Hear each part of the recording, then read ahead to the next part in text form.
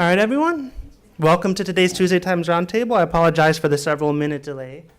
We do have roundtables some Tuesdays at the Biscayne Base campus, and some of them sometimes are the same roundtable. So we wanted to try to have this content available to them should anyone be at BBC and want to join us there. And so hopefully this will work out for us. I'm super incredibly excited to introduce today's roundtable moderator, Emani Jerome. Emani is the Assistant Director in the Center for Leadership and Service, where he oversees several programs that encourage students to become more civically engaged. Among them is the Global Civic Engagement Mini Grant, which is up to $1,000 awarded to students to lead service projects in the community, domestically or abroad. Emani is also part of the Ashoka U Changemaker initiative here at FIU, working to cultivate a culture of social justice and social entrepreneurship through a new living learning community in Panther Hall, and a collaborative partnership with Startup FIU. Prior to coming here to FIU, Emani worked for the education nonprofit City Year Miami, where he led several AmeriCorps teams, helping students from Liberty City, Overtown, Little Haiti, and North Miami communities. Emani cares about building pipelines from predominantly Black communities to entrepreneurial community opportunities in the city through mentorship and civic engagement. Thanks for being here, Emani. Thank you. So I have this thing on. Hopefully they can hear me. I'll make sure I project. Thank you all so much for coming out. Again, my name is Emani Jerome. I work in the Center for Leadership and Service, primarily overseeing social innovation programs. There are several members of my team here, so I got to make sure I do a plug. Center for Leadership and Service has some amazing programs. If you haven't checked it out already, leadserve.fiu.edu. If service is something you care a lot about, please take a look at some of the different programs we have there. So I see some familiar faces, and thank you all certainly for coming out. I want to maybe do something a little different than maybe some of the other Tuesday Times roundtables have been. I want this to actually be more of a discussion. I know the setup of this room makes it seem like I'm just going to talk at you for an hour. That's not what we're going to do. I'm going to kind of introduce the topic, tell you a little bit about myself and my view about the topic, and then I'm really interested in having a dialogue with those of you that are here. So that's kind of how this is going to go. So to get started, if you have a writing utensil of any kind, I know that hopefully you got the article. I'd like you to do a few things for me. So the first thing that I'd like you to do, which is super, super simple, except sometimes it's not, when you think about yourself, if you had to pick 3 words that you felt best described who you are, what would those 3 words be? Maybe it's mother, maybe it's skateboarder, maybe it's hairstylist, whatever it might be. Pick 3 things that you feel really encapsulate you. Any 3 things. I'll give you a second. The second thing I'd like you to do, maybe on another part of your paper, is how do you think other people perceive you? We're in a room right now. You walk into the room. Everyone looks at you. What are the 3 things you think they perceive about you? Any 3 things. This is your list, no one else's.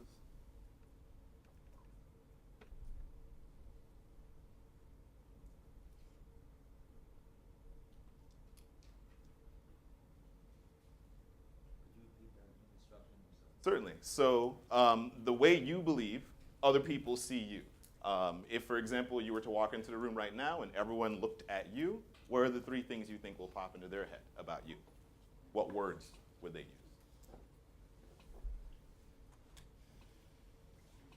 Okay. And once you have that, the last thing is, as the person standing here in front of you, pick 3 words about me. Any 3 words at all. Whether you know me or you don't know me, give me 3 words. You see me, I'm standing here. Certainly there must be something that pops into your head about me. So what I want to first establish is that we're in a safe space. I love having conversations like this. This is literally the best part about my job, is when I'm able to have these kinds of conversations. So again, because we're having a dialogue, I want to establish the ground rules that this is a safe space. If you feel like sharing, please do. It's no one's space to have a comment about to judge something that you share. Certainly if you have a comment about something someone else is sharing, feel free to do so. But this is a place for discussion and exploration and discovery about ourselves. And this is the thing that I enjoy the most. So again, what we're going to do is I'm going to kind of talk a little bit about the article and why I particularly chose it. Then I'm going to talk a little bit about myself and the ways that some of my own aspects of identity factor into this particular article. And then I want to talk to you a little bit about the things that you wrote and why you wrote it and some of your own views on this really, really interesting subject. So first of all, the article that I chose is called Decoding the Debate Over the Blackness of Barack Obama. So what a lot of people don't remember, this was written in 2007. So I don't know where you all were in 2007 or what you were doing or what you were interested in, but a lot of people sometimes don't remember. Here in the enlightened year of 2017, we often forget that this concept that a lot of people had about Barack Obama wasn't simply that he was a president or he was the first black president or anything like that. There was a conversation in a number of communities of whether or not Barack Obama was black enough to be our first black president. Some people forget that that was a topic of discussion. And so this article kind of delves into that, that particular conversation. And the thing that I think is particularly interesting that the author, Brent Staples, by the way, is the editorial for this. He's written several really amazing books. If this topic is something that you're interested in, what is identity, what is racial identity here in this country, I encourage you to check out some of his other works, but he does a lot of editorials for the New York Times, and this was one of them.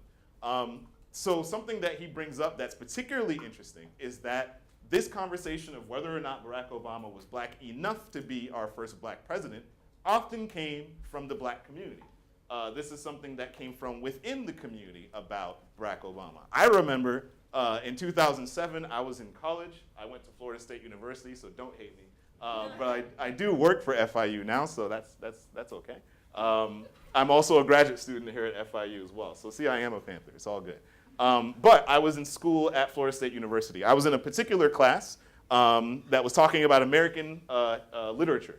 And I happened to be the only black guy in the class. And so when things about Barack Obama came up, my professor would be like, hey, Emani, what do you think? And I'd be like, I don't know. I mean, I was at the time, I'm trying to remember how old I was. I was like 20. Whatever other 20-year-olds are doing, I'm not going to guess. But certainly in my case, it wasn't always PC. So, I didn't always know the answer to give. But what was really interesting is that when I would talk to some of my own friends here in South Florida, and I'll tell you a little bit about where I came from and how different aspects of my identity came together, there was an interesting feeling about Barack Obama. Has anyone ever seen the cartoon show The Boondocks? All right, so maybe you all remember the episode of when, hey, Huey, we have a black president.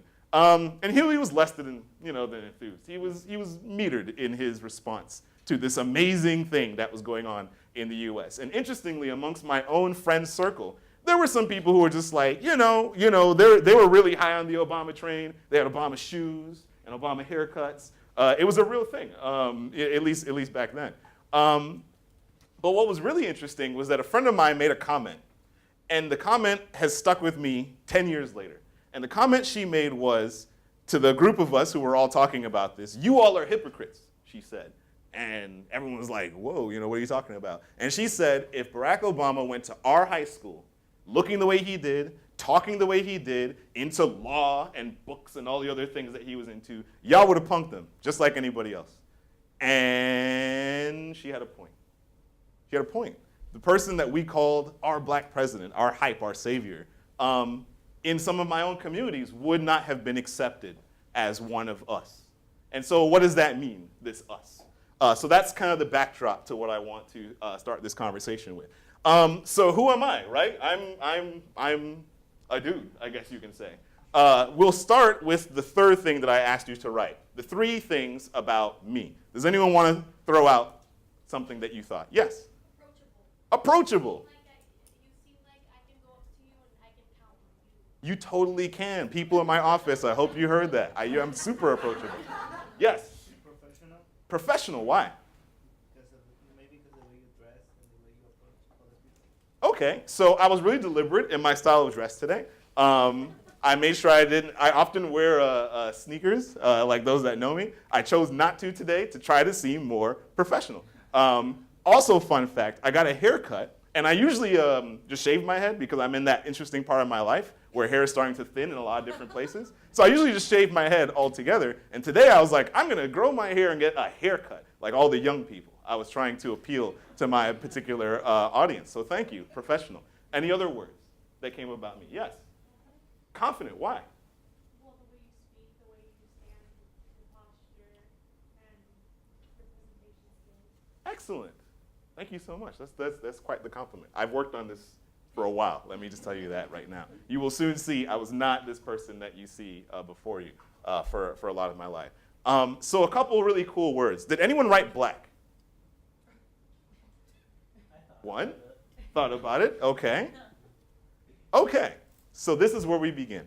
So identity is complicated, like really complicated, right? Because at the end of the day, your identity should be an entirely personal thing. It's what you feel about you, which is what's in our first category. The 3 words that you use to describe yourself. For anyone who's willing to share it, the first thing that you wrote about yourself, which one of them, how many of you wrote your gender identity as the first thing you put? Okay. How many of you put your ethnicity as the first thing you put? Ethnicity, like race. Yeah. Yeah. Okay. How many put something that had nothing to do with something you could physically see? For example, I put geek as mine because I am, for those that you can see it. Super cool. So it's really interesting because at the end of the day, you should have complete control over what your identity is and how you feel about yourself. And yet the second category that I asked you to write 3 things about, how other people might think of you. So my 3, just so that you know, that I wrote for myself is Caribbean, male, and geek. Because again, that's how I am. I didn't put black in that first list, but when I thought about how I think other people would perceive me if I walked into the room, the first thing that I think they would notice is that I'm black, which is perfectly fine because I totally am, which is great, and we could talk more about that. So first of all, why did I put Caribbean? Because I am in fact Caribbean American. I wasn't even born here, which sometimes messes with people. You know what I mean? I had once ran into this guy at in Publix. I was over by the asparagus or something, and he was with a white guy, and he was with his kid, maybe 7, 8 years old. And there's that interesting age where the kid points at people and says stuff, which is an interesting age. And the kid pointed at me, and he said, "Black guy." And the dad turned bright red. He comes to me, he's like, "I'm so sorry." He's still learning a lot about different groups of people and what to call people. And I was like, "Hey man, it's cool. It's perfectly fine." And the guy was just like, "It's just I told him that he needs to call them African Americans." And I was just like, "Well, that's interesting because I wasn't actually born here. Also, there's no African Americans in Britain. So if you would like to call me black, that's perfectly fine." And this seemed like a totally interesting concept to this gentleman, that there could be another word than just African American to call black people, as if we're just one thing. In my case, my family is from the Commonwealth of Dominica, which has been in the news a lot because it got jacked by Hurricane Maria. Just to be totally honest, my grandmother lost her home. A few members of my family unfortunately lost their lives. It was really, really bad. But before that, it looks a lot like this. It's beautiful, it's pristine, it's amazing, it's green. This is what I grew up with. This is the first things that I remember seeing. I myself was born in St. Thomas because my mother had the foresight to know that someone should be an American, so it was me. And then we went back to Dominica and we stayed there for several years. This is my father, who has a lot to do with my identity. Because when I came to this country, there was a particular aspect of my life that made me a little different than a lot of my other colleagues. So in the article, Mr. Staples says something really interesting here, which is the claim that Mr. Obama has not lived a typical African-American life is closer to the nub of what bothers his black traditionalist critics. Their complaint goes right back to the race police of the 1960s, who decreed that the only authentic black experience was one that featured hardship and crushing encounters with racism, preferably with an urban American backdrop, which was not in the case of Mr. Obama. That wasn't what he had. As he said here, he was a quiet, introspective kid who was just longing for his missing father. I came to South Florida, to Broward, so again, don't hate me. My family and I came to Broward, Fort Lauderdale, specifically in a community called Lauderhill, when I was maybe like 5, 6 years old. I remember Hurricane Andrew really, really well. That was like my introduction to the United States, which was, interesting. But I was different from a lot of my other peers, particularly my black peers, because my father was here. He was with us. And he's an interesting character. And so this is a picture of my parents in the lower left-hand corner when they first came to the States. Looking kind of cool. I kind of like this picture. In the lower right-hand corner is my brother, who is 4 years older than me, with these 2 white nuns, which is who my father grew up with. He was kicked out of his house when he was 13 because in a family of 13 kids, he was the eldest. My grandparents were farmers. They could not support him. They said, hey, you got to go and take care of yourself. You're 13, you can handle it. He was homeless for a little while, and then he was pretty much adopted by these 2 German nuns. I'd always seen this picture with my brother with these 2 Catholic nuns, and was just always like, this is such an amazing thing. You know what I mean? These 2 individuals saw something in my father, took him in, helped him get educated, helped him go to school, helped him start his own business. He started a forestry business, which was like a big deal in the islands in the old days. What I didn't know was that my father had a really hard time with them. They were deeply racist. They would call him names in German. That was basically the N-word for us here. He didn't know that. He thought this was a term of endearment. It wasn't until he was an adult that he learned that these 2 nuns had been making fun of him this entire time, that he was primarily a PR stunt for people in the island because they were highly suspicious of a lot of the Catholic groups that were on the island, and they thought taking in one of the little black kids from the community who was on the streets would help their image. This particularly hurt my father, and this kind of factors into a lot of other things. This is a picture of him when he was my age. I'm 30 now, if you didn't know, now you know. This is a picture of my father in the left, around 30, in his own small business. This is my mother in the upper right-hand corner, and that's on their wedding day while they're looking at each other with all the potential that was gonna come from a marriage, right? My father started drinking when he came to the United States because that's a thing that happens when you have left your entire home, your country, all the people that you knew, your entire family, and you upend yourself where you were known and well-liked, and then you come to a new country where nobody likes you, nobody knows you, and the only job he can get is stacking boxes in a warehouse for, however many hours a week. As a kid, that really bothered me that he drank. Today, I kind of understand it to a certain degree. It wasn't always the best time, and thankfully he's been clean for about 15 years. But it made portions of my childhood really difficult.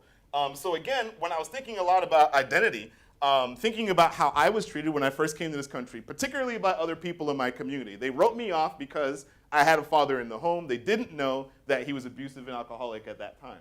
How would they? Well, I wouldn't talk about that, you know what I mean? But again, that came into play when talking a lot about my identity.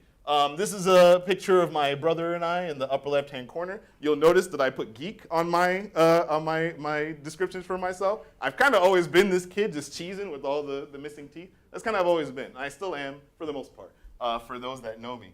And I really consider this picture, which is when we first came to the States, as kind of representative, I think, of the person who I was trying to be. I came to this country and I did not know what was African American and what wasn't. I just did my best to be who I was, even though a lot of people made fun of my accent, which I don't have anymore, which is a new issue, and I'll talk about that in a bit. They made fun of the food that I bring to school. They said it smelled funny and stuff.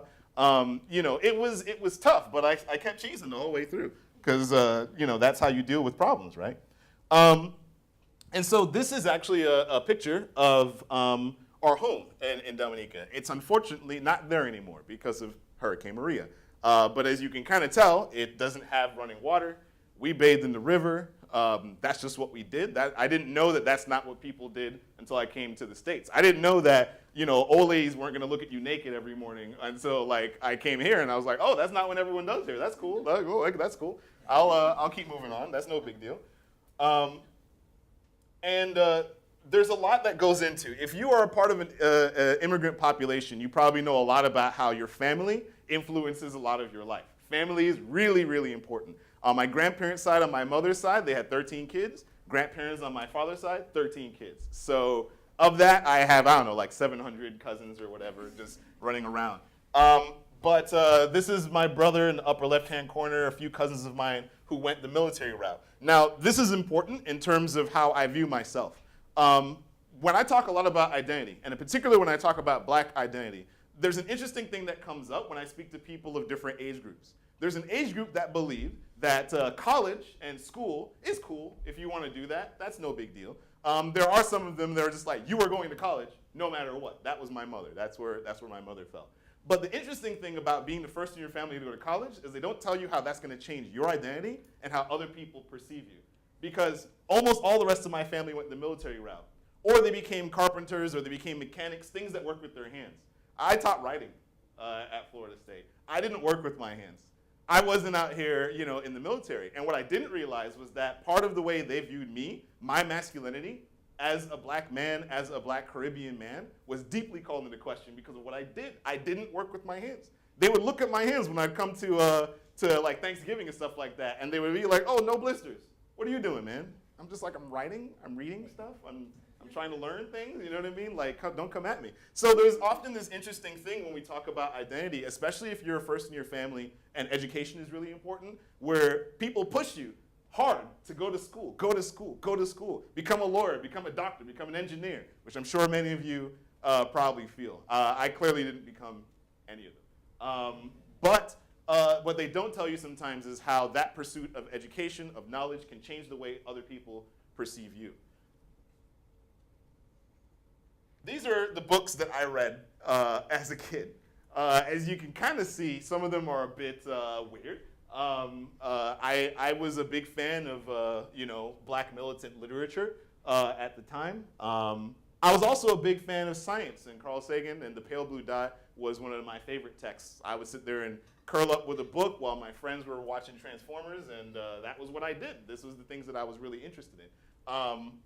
I also used to preach briefly, but that's like totally not what I do anymore. This is some of the music I got really into. So what I learned was that when it came to identity in this country, the important thing was I needed to know hip hop. If I knew hip hop, I could be black like everybody else. No one was gonna make fun of my food. No one was gonna make fun of the way I talked. If I knew more lyrics than everybody else, if I knew more artists than everybody else, if I knew more about that aspect of the culture than anybody else, no one would make fun of me anymore. And so I did. I went deep. I went deep.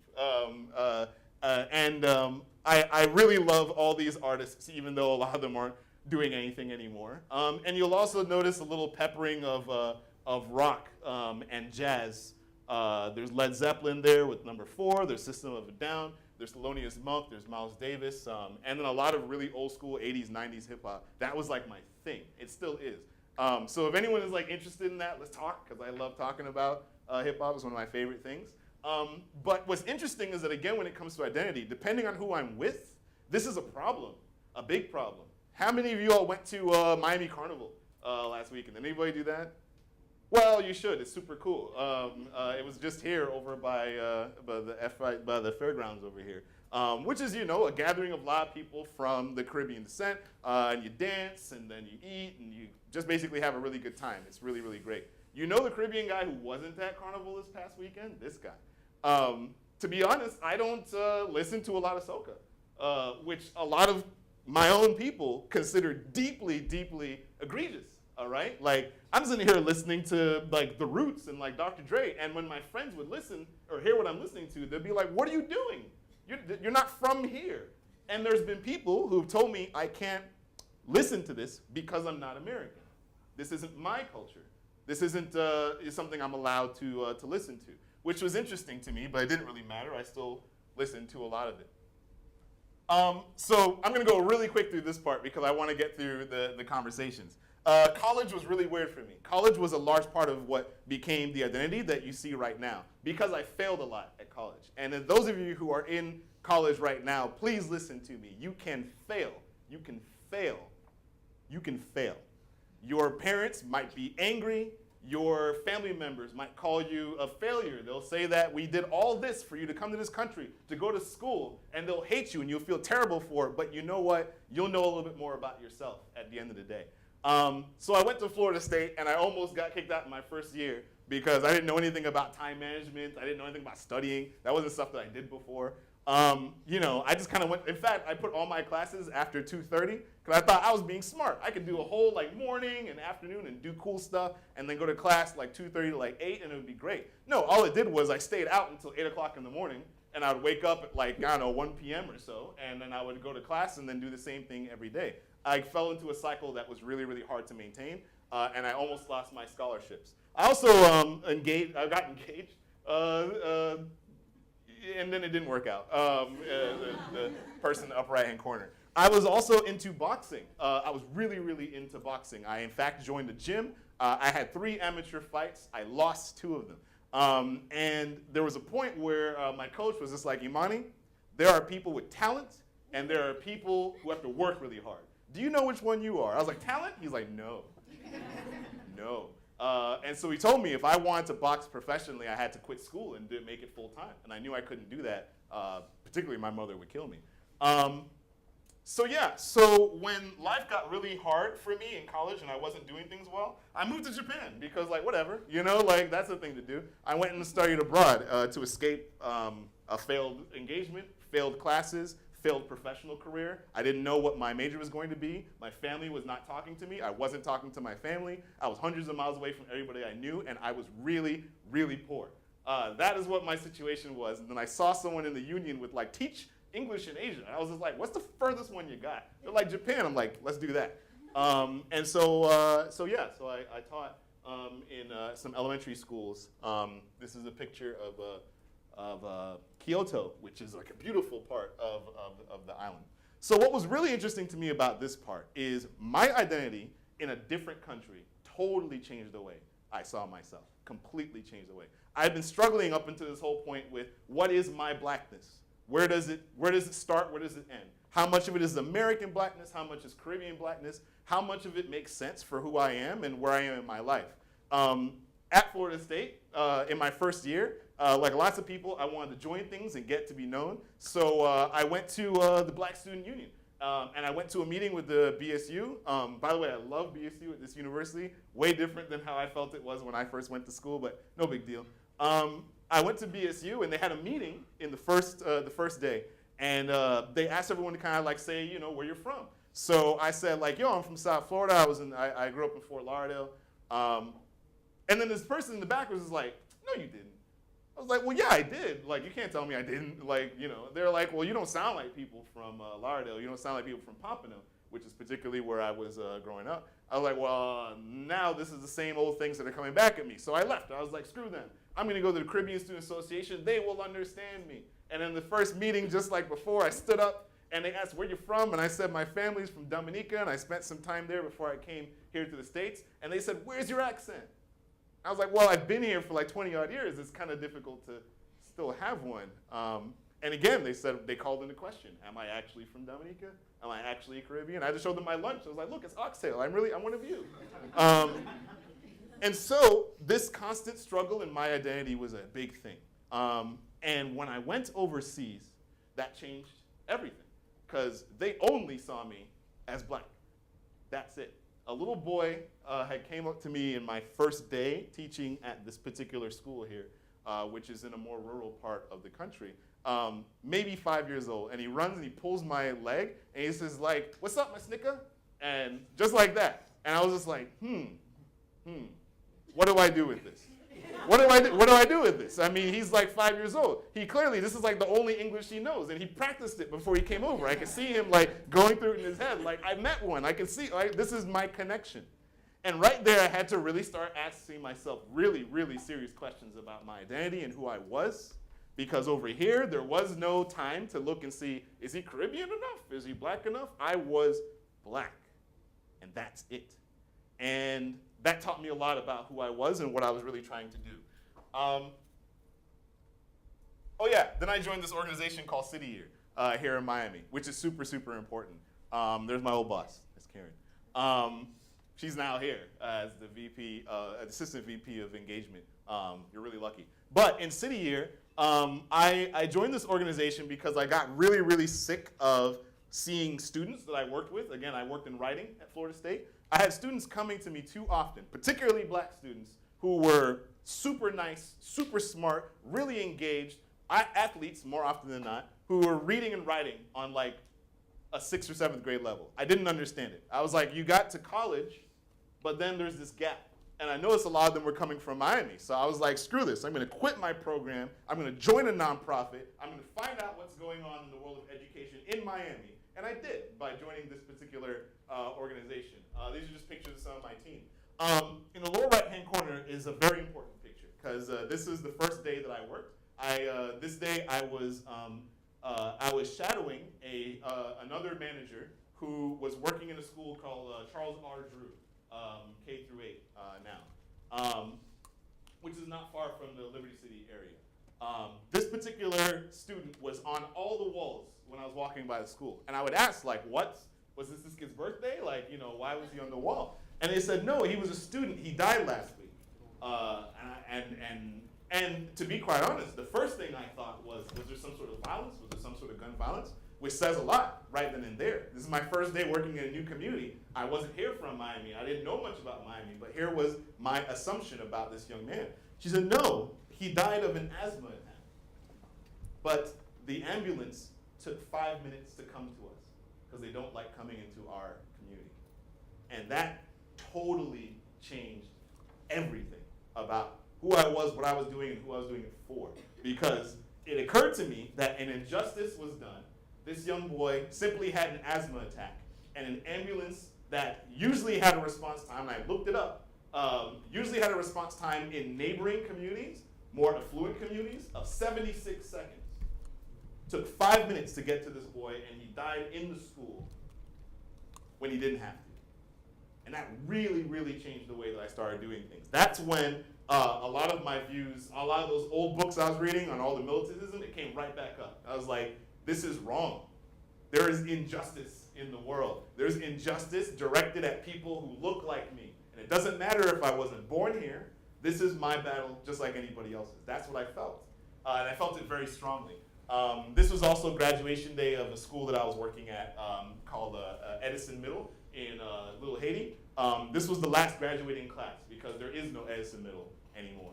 It's become a charter school. It's a tech charter school. And whatever your feelings are about charter schools or not, I will leave that with you. But I will say this much. A lot of the students who are in that community do not go to the school that used to be their middle school in that community. That's a different conversation altogether. But it was really important for me to take a picture of the last graduating class of Miami Edison Middle School. And that's what that is over here. So I come back to this picture, in which case I'm now going to start talking to you all a little bit, both on the article and some of the things that you wrote. I come back to this picture because this is this awkward picture of my parents on their wedding day, to me says a lot. There is this amazing amount of potential in that picture. They don't know what their life was going to lead. They didn't know they were going to go to a new country and have 2 kids.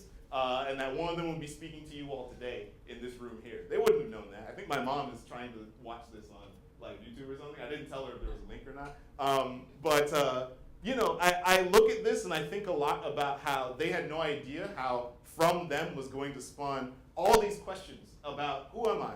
Why am I here? What am I doing? What do I look like? How should I look like? How should I sound? How should I dress? How should I talk? What should I eat? What should I listen to? So much is condensed in this moment, and it's amazing just for me. I love watching this. It's like an existential thing, which is something that happens a lot apparently in your 30s. It's just this amazing feeling of what could have happened and what has. So that is a really quick introduction to where I start looking at identity and why I start looking at identity as weird and layered as it is. So we go back to that initial question. Identity is complicated. Does anyone like to share what were the 3 things they chose for themselves when they perceived themselves? Yes? I put black, intelligent, and inquiring. Black, intelligent, and inquiring. Let's start with the first one, black. Why? Because it's become like a thing, you know, that is always in my mind, you know.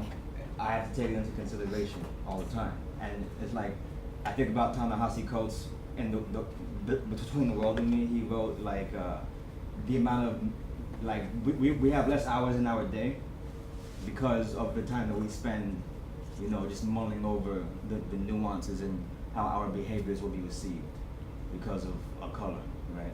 A pigment, right? Absolutely. So then I put that as, you know, as like the first thing, because maybe the topic inspired it too, right? Then I put intelligent and inquiring. I didn't really put anything else that pertained to my appearance. Mhm. I could have put short, I could have put, you know, whatever, but I didn't. And then on the ones that were, I'm being perceived, I put like 3 things that had nothing to do with my race, but could be extrapolated from my race.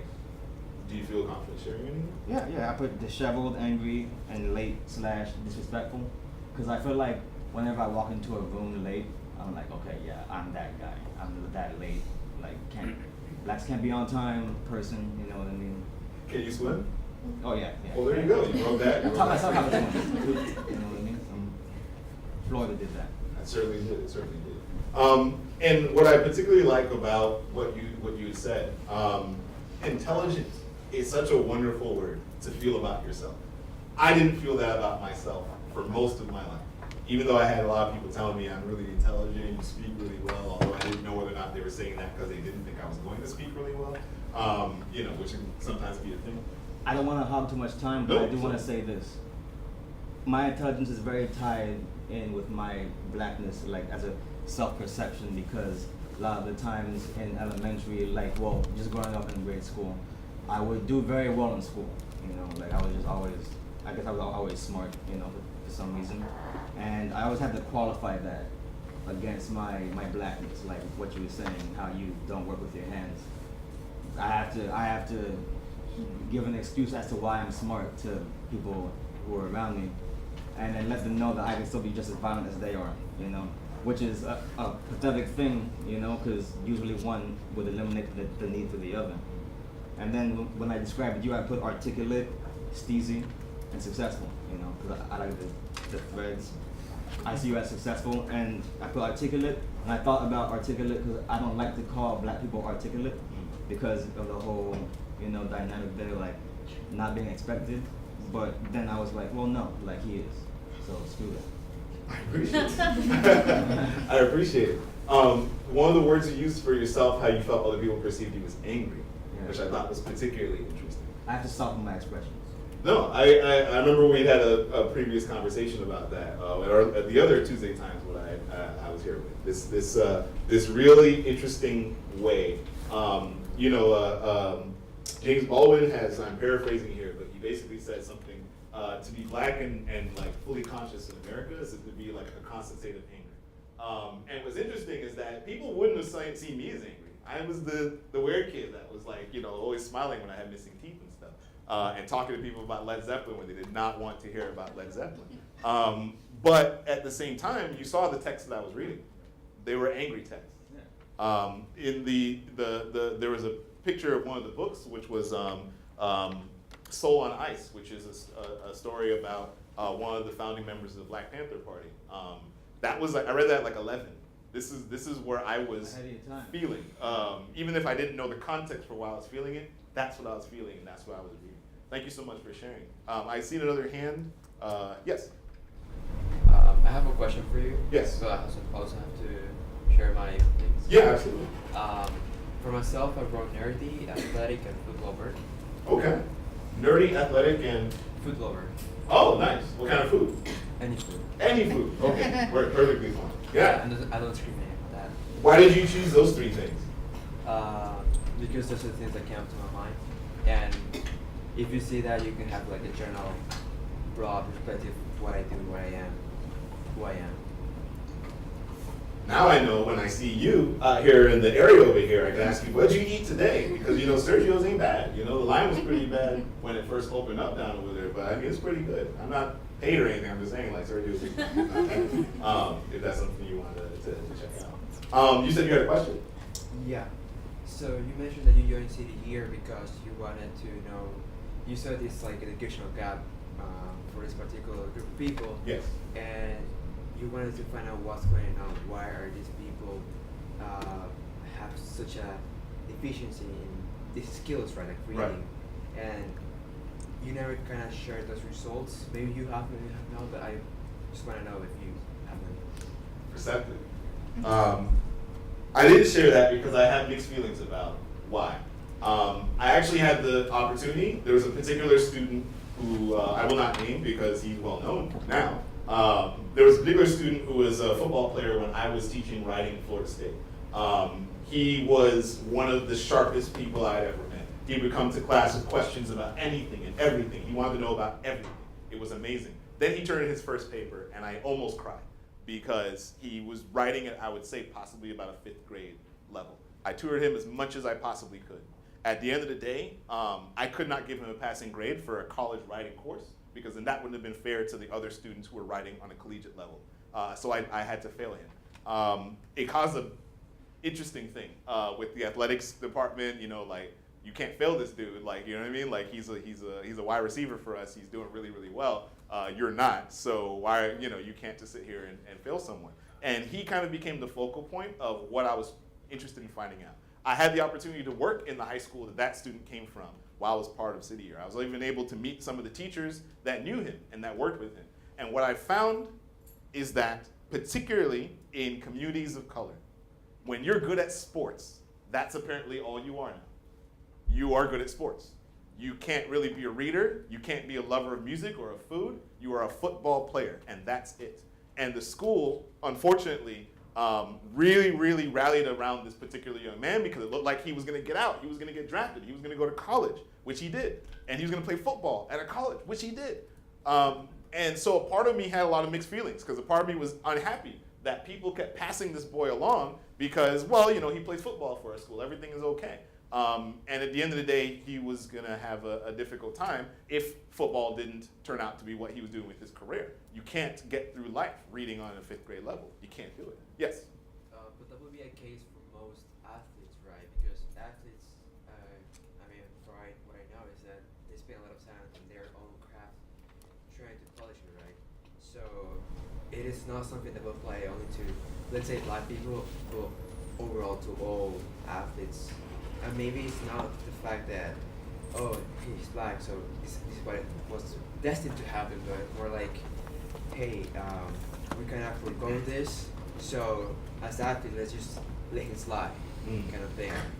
So I will agree with you to a certain extent. Athletes do have quite a bit of pressure to be athletes wherever they're coming from. The reason why I feel there's a particular issues in community of colors is, one, not all of those kids, in fact, a very large percent of those kids are not going to college. It's unfortunately, but it's true, in the particular school that he was in. When you see a kid who looks like they can get to college, and if it's through their athletics that they're going to do it, people, well-meaning people, teachers, push this kid as much as they can in that direction for them to get out. His identity suddenly becomes entirely connected to that particular thing. For example, I'm really interested in mental health, particularly mental health amongst communities of color.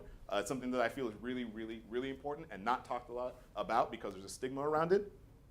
Amongst black men who commit suicide in this country, the #1 group are former athletes. That's not the case for former athletes who are white. That's not the case for former athletes of any other race or demographic. Black athletes. Why? There's a lot of questions about it, but in my opinion, one of the things that I think is that in our community, when athleticism is seen, it's nurtured, it's cultivated, it's all rallied around, and his identity was entirely tied to that. The friends that person made was through the sports. The mentors that person probably had in their life was their coach. The people they dated was probably because they were, they played sports. Maybe they went to college because they played sports. And then they don't get drafted to the NFL, the NBA. Where are they?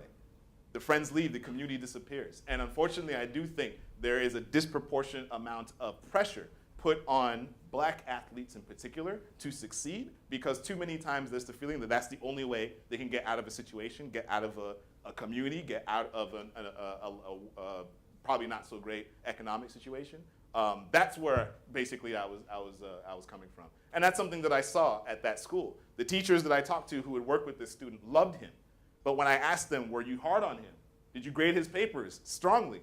They said no, because I wanted to make sure that he was going to graduate and that he was going to get his football scholarship and he was going to go on. And if you think that's only happening in that one school, you're wrong.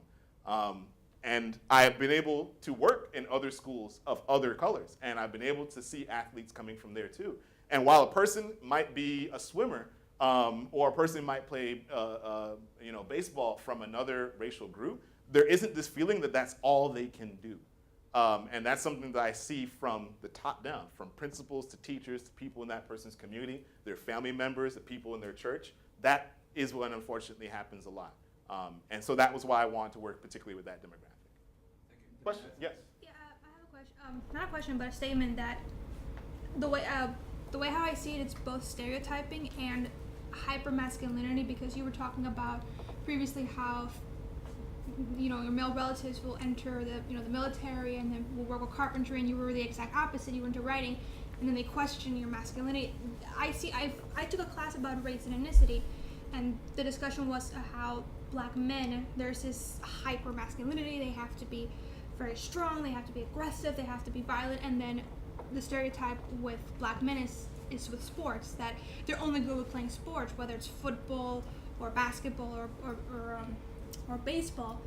And then Not NASCAR or chess, right? But not chess, not swimming, there's a stereotype about black men and swimming and everything, but you don't see that. Even if, like, for example, you watch, let's say, the Olympics, which is all the sports, which we talked about, you don't see a black athlete skiing or anything. So what we have done is we have labeled, okay, which racial or ethnic group should play in these sports, and then we're putting, okay, well, blacks can only play in football or baseball, but you don't see them do anything else in not just sports, but anything else besides sports, because of this stereotype. Yeah, I mean, and you were right to say it's we, because we're all complicit in it. If you are growing up in a particular community here in Miami, and you have a basketball court here and no place to play hockey, when are you going to become a hockey player? If there's no tennis court that you can see within walking range of your home, but again, there's a basketball court, there's a football, what are you going to get into? These are things that have really, really been constrained upon the black community. It's something that goes into the music, it goes into how we're portrayed. I have a friend of mine who is trying to become an actor in LA, and he told me he turns down every single role that has him be a violent black guy. And it might mean that he's subsisting on ramen in a tiny apartment in LA, but he won't do it. He refuses to do it. No matter how many parts he gets, no matter how many times someone approaches him, because he's large. He's like 6'2". He's quite muscular, but he won't do it. He refuses to do it. And maybe that's part of what has to happen to buck some of this trend. It's people stopping themselves from funneling into this image that continues to perpetuate what is or what doesn't count as masculinity in our community. But in a lot of ways, speaking again in terms of my culture, culturally speaking, there are sometimes some really strong norms around gender roles that when you come here to the States, which is particularly, for those of you that might be of an immigrant background yourself, it can be weird sometimes negotiating what you see at your home and then what you see out in the rest of the world, what you see on TV, regarding masculinity. I mean, I'm really interested in the Black Panther movie. It's not just because, he's gonna probably jack some people up, which he might. I mean, I kind of like seeing that. That's cool. But at the end of the day, I'm also really glad to see a black superhero with the kind of buzz he's getting. So maybe it just takes some time to change some of those trends. I'd seen a hand over here. It's just a thought, because as you said, identity is so complicated. Right. Because from stereotyping all the way to who you think you are, to all the way to what people around you perceive as of you, and how you change through your life. What I was 10 years ago, how I perceive myself, how the world perceived myself, and how I grew to be. How would you say, is there a clean way of, after studying and checking on the subject, and how can you really pinpoint of how much is identity so important to label yourself and make anything out of it? Because it changes. And, It changes all the time. and how to put yourself with, so I guess the best is to just do the best out of it, of what you are in that moment, of any situation, or, so it's kind of too many factors to take in consideration to be able to see what is the best after all, too. And of course, like you said, there's no one part of identity to us. We're always changing. We're constantly changing. Unfortunately, again, the other part of identity is, again, the second column that I'd ask you all to write. How people perceive us sometimes don't change. It doesn't matter how eloquent that I am over here. I've still had unfortunate run-ins with police when I didn't do anything wrong. They didn't see how well I articulated myself. They didn't see my clothes. They just saw me, and sometimes that's unfortunate. So I think it's a negotiation between who you feel you are and being aware of, unfortunately, how the rest of the world sees you. That's what I think it goes into it. Yes? I think women sort of have the same struggle when it comes to, or at least like how you said with family. Me growing up as a Hispanic, it was kind of always like my grandmother would clean houses for a living, right? So then all of a sudden now I was expected to clean all the time, and like all I could do was clean, you know. And even back in the day, my mom had a time capsule, and she kept like little memoirs of like your first tooth and like your first things. And then one of the questions was, "What are you good at?" And my mom put, "I'm a good cleaner." And it's kind of like my whole world turned into, oh, I have to make sure that I'm clean. If I'm not clean, then I'm not me, you know? Or like, you know, just little things like that. I found similarities, you know, with how you feel. No, absolutely. I think in particular, one of the reasons I love talking about identity, particularly here at FIU, is that Miami is a really interesting place when it comes to identity. More than most other places that I visited. You could be black and not be from this country at all. And to other parts of the country, that doesn't make any sense. You could be white and then also be Cuban. And to other parts of the country, that doesn't make any sense. But here, it does to a certain degree. And similarly, I do often sometimes feel, compared to where my parents were coming from, what they were doing, my mother is a nurse. My mother, for a lot of the time I was growing up, was the breadwinner in our home, which is that really messed up things up in terms of gender norms coming from my cultural background. But I think often, and she tells me often, that her father, my grandfather, who I loved, the greatest man I had ever met in my entire life, he didn't want his girls to go to school. Because from his experience and his background, what's the point? We have a farm, you work on the farm. That's it. You fish, you take care of things, you do clothes, you mend clothes, and then that's it. And my grandmother was the one who encouraged the girls especially to go to school. And in my mother's case, she chose nursing. Although, truth be told, in the islands, if you were a woman at that time, you either became a nurse or a teacher. And she told me she didn't like kids that much. So she became a nurse. And I think often about so much of what I am today is because of that tiny little encouragement from another member of the family. If that person wasn't there, my mother could have not done that. And who knows where I'd be. But at the end of the day, I think what's really important, and something that I talk to people a lot, is to never undervalue the identities of those that came before you. Just because my father stacked boxes, just because your mother cleaned, does not at all devalue who they are as a person or devalue some aspect of their identity. I think that's just an important thing to always put out. But you're right. Specifically here in South Florida, here in Miami, man, identity is such a strange thing to do. And again, that goes into so many different aspects of whether or not it's your gender, whether it's your religion, whether it's your sexual orientation. There's so many aspects of identity that are different here than in a lot of other places, is something that I found. But it's one of the things I love about this city. There could be so many different layers and aspects to identity.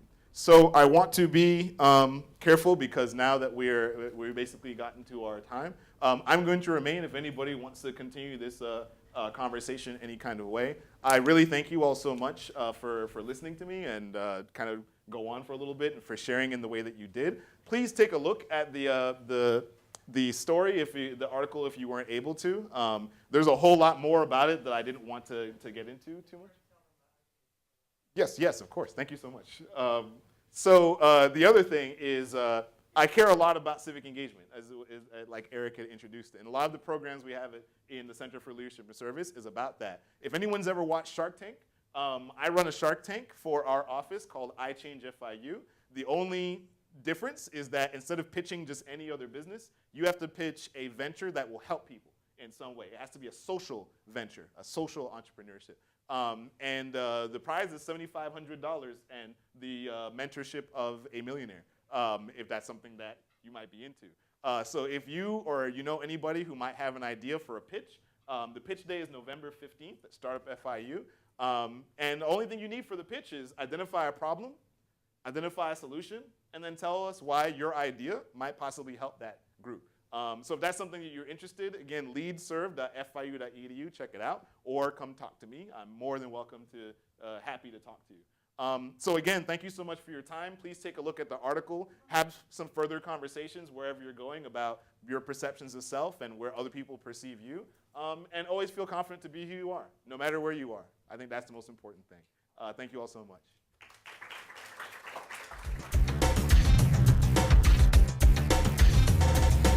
Produced by Academic Video Services within the Division of Information Technology at Florida International University.